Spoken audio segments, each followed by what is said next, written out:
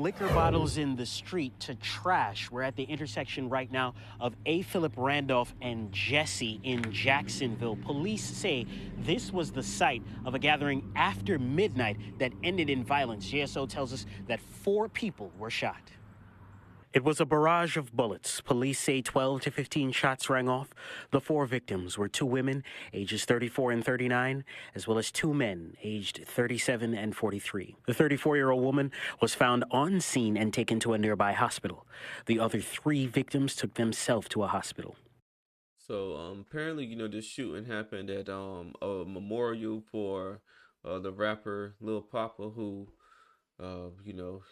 lost his life from what they're saying was a self-inflicted gunshot wound.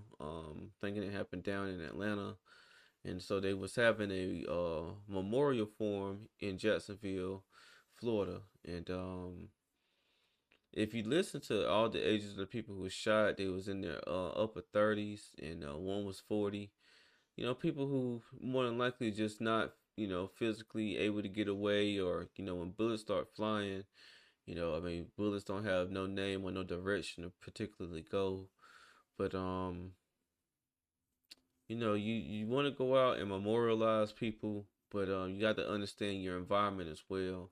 Jacksonville is one of those places that, from everything I've heard from it, man, it's a lot of, like, gun violence going on, a lot of wars in the street, as they would say, going on in that area. Not somewhere where I would want to particularly live at all, because it really goes down there, and um, you could just be an innocent bystander and mess around and get shot and catch a bullet.